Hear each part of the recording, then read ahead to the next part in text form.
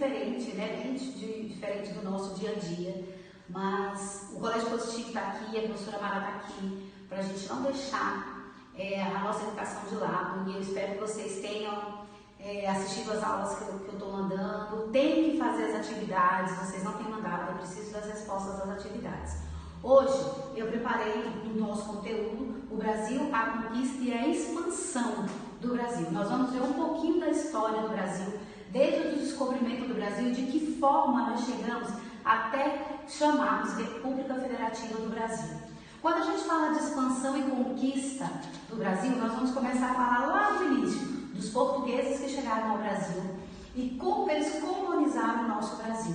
Eles chegaram ao Brasil com uma intenção, achando que o Brasil fosse um país pequenininho, tanto é que ele recebeu o primeiro nome de Ilha de Veracruz. Então, quando ele foi expandindo, que eles foram percebendo a dimensão territorial, eles acharam e perceberam que o Brasil não era uma ilha, que a dimensão territorial era muito maior. Quando eles perceberam isso, quando chegaram aqui, não encontraram, né? A gente fala do descobrimento do Brasil, mas a gente sabe que já havia uma população. Qual era essa população? A população indígena. Essa população aqui, ó, ela já morava aqui, ela já tinha os seus costumes, a sua cultura, a sua religião, de todas as formas assim. O que eles fizeram quando perceberam essa dimensão, os portugueses? Eles começaram a explorar essa população. Eles começaram a escravizar, eles começaram a escravizar a população indígena, trazendo o quê? Explorando os nossos recursos naturais. Nós somos riquíssimos em recursos naturais. Nosso ouro, nosso pau-brasil, nosso minério. E começaram a tirar isso da gente sem trazer nada em troca. Quando eles perceberam a dimensão territorial, eles perceberam que não era somente os índios não iam dar conta. Então eles precisavam começar a ter estratégia de uma divisão. De que forma essa divisão aconteceria? A primeira divisão, ela acontece pelas capitanias hereditárias.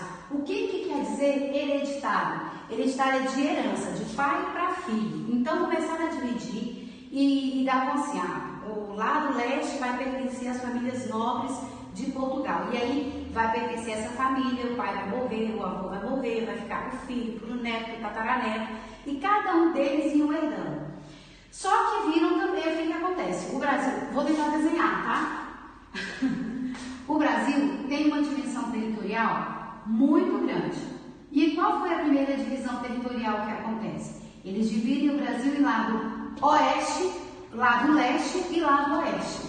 Comandado pelos portugueses, comandado pelos espanhóis.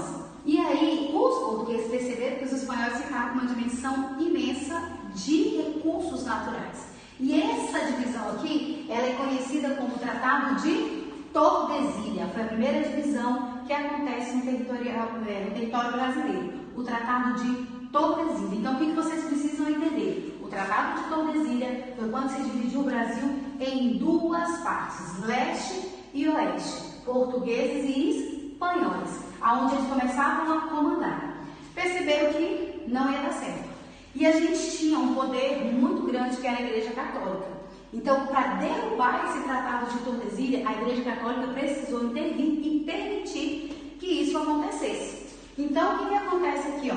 Dentro do Tratado de Tordesilhas, a gente tem uma sequência. Capitanias hereditárias. Saímos das capitanias hereditárias, viemos para o Tratado de Tordesilhas e entramos no Tratado de Madrid. O que representa o Tratado de Madrid? Esse Tratado de Tordesilhas, ele finda, ele acaba, não tem mais. E passa-se a ter o Tratado de Madrid.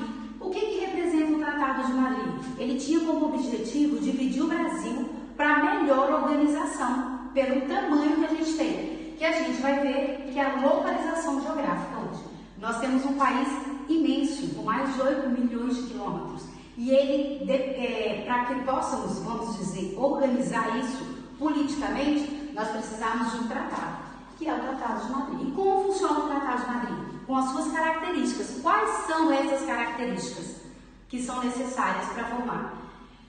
Fauna, flora, vegetação, clima, costumes, cultura, todo esse tratado, ele tem uma característica. E hoje nós utilizamos esse tratado de que forma? Com as 5 regiões: região Norte, Nordeste, Centro-Oeste, Sudeste e Sul, né? Se a gente for ver aí o que a gente vai estudar, já estudando sobre as regiões, nós vamos perceber isso. São 5 regiões bem definidas. E se você ver, se você prestar atenção, você vai ver, cada um tem sua cultura, seu costume, a sua vegetação, né? Os fatores climáticos que são influenciados através disso daí. Quando a gente fala desses tratados de Madrid, nós falamos da divisão regional, né? Dimensão territorial.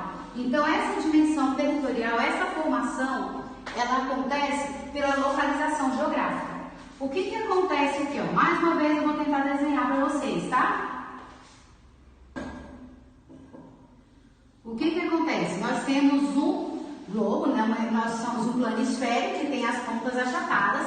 Nós temos uma principal linha, que é a linha do Equador, que começa do marco zero, que temos a linha do meridiano de Greenwich, que também começa do grau zero. O que acontece de diferença? Do Equador ao ponto do hemisfério norte, nós temos 90 graus.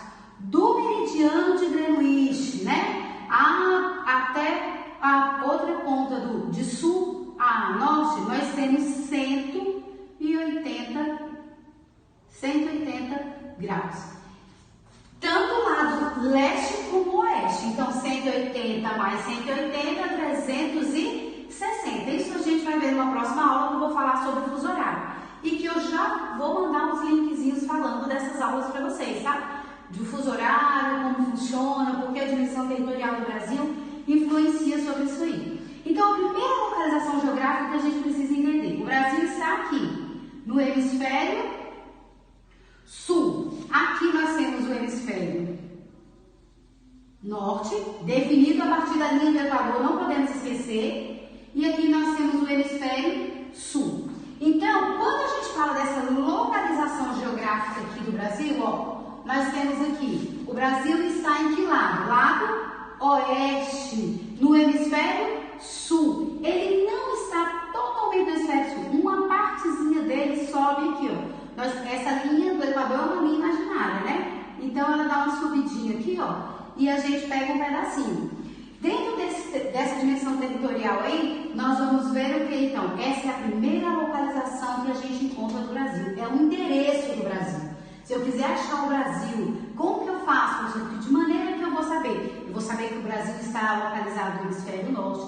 Lado ocidental vai estar totalmente, né, próximo à região polar Antártida e próximo à linha do Equador, que vai interferir nos fatores climáticos, né? Nós moramos num país que o clima é tropical, que predomina, por quê? Porque nós estamos próximo à linha do Equador e distantes das regiões polares.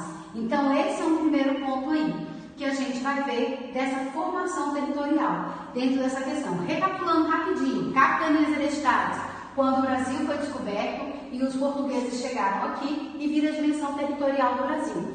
Dividiu-se em capitanias hereditárias.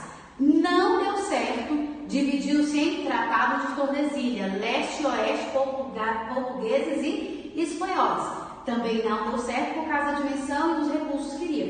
E hoje a gente trabalha em cima do Tratado de Madrid, que são as 5 regiões divididas, tá? Os indígenas hoje também, nós vamos ver que nós sofremos uma influência muito grande dos índios. Alimentação, comida, roupa, palavras, muitas coisas a gente aprendeu com os índios, né? E logo em seguida, gente, depois dessa exploração dos índios e tudo, o que eles perceberam? Ah, professora, a gente chegou aqui, ó, dentro do Tratado de Tordesilhas, a dimensão territorial era muito grande, e a expansão do Brasil era muito grande. Então, o que precisava? De mais pessoas para explorar o Brasil. E eles trouxeram quem? Os escravos, né? Eles buscavam na África e traziam os navios negreiros. E aqui essa população era explorada. O que a gente vai perceber aí? A questão da fusão das culturas, né? Aqui já tinha os índios, chegaram os portugueses e vieram os escravos. Então, nós começamos a difundir ou misturar a cultura dentro do Brasil. Quem barrou a mudança disso aí foi Getúlio Vargas. Por quê? Ele começou a perceber que o Brasil ia perder suas características. Então ele começa a proibir a chegada dos imigrantes, para a exploração das nossas riquezas, para que a gente não perdesse. Mas isso a gente vai ver numa próxima aula, tá?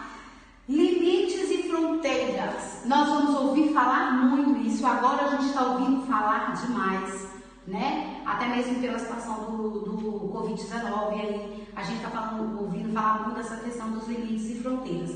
E aí a gente vai entender um pouquinho o que é limite, o que é fronteira. No livro de vocês, gente, esse assunto, deixa eu só conferir a página aqui,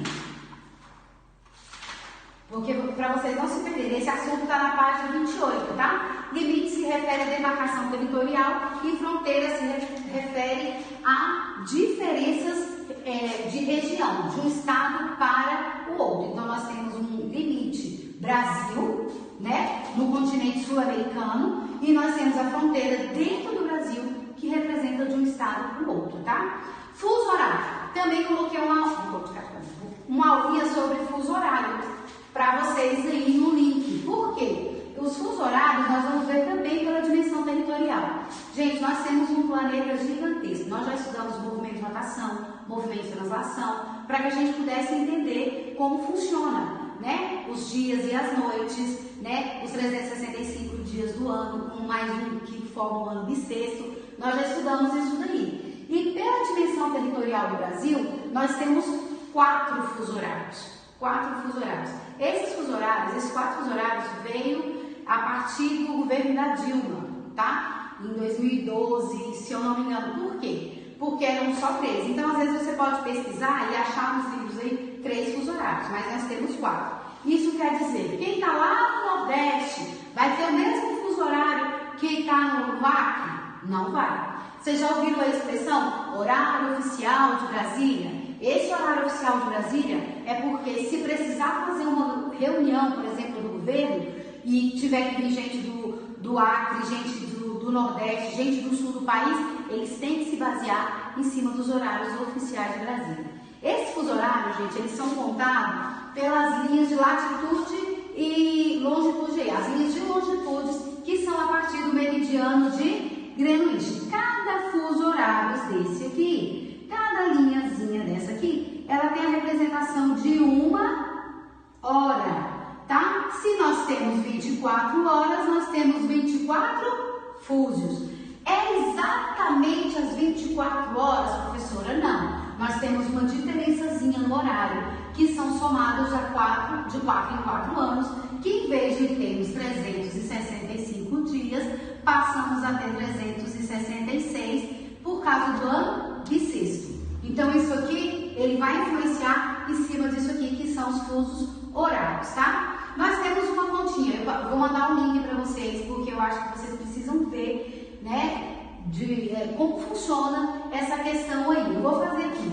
Lembra que eu falei no início? 180 mais 180, tá pegando aí? 180 mais 180 dividido por 24, porque nós temos 24 fusos, que vão dar 15 graus. Esses 15 graus, eles estão representados em cada fuso horário aqui, ó. Esses 15 graus. Cada um desses fuso horários representa o quê? Uma hora, tá? Uma hora. Isso aqui é uma maneira mais simples para você entender, mas eu quero que vocês prestem atenção no link que eu vou mandar para vocês, nas videoaulas, porque fora essa daqui a professora Mara está fazendo outras, pesquisando outras, fazendo outras atividades, para que vocês não fiquem prejudicados, muito pelo contrário, para que vocês aprendam muito mais. E eu preciso do retorno de vocês. Eu preciso que vocês, a gente vai passar a botar na plataforma da escola, então as atividades vocês vão ter que fazer, vocês vão ter que mandar para a professora vai avaliar, vai ver, não pode ficar sem resposta, tá ok? Essa foi a nossa aula de hoje, eu espero que fique bem claro para vocês. Qualquer dúvida, entra lá no portal e perguntem, porque a professora Mara vai tentar fazer o máximo para tirar a dúvida de vocês, tá? Tenham um bom dia.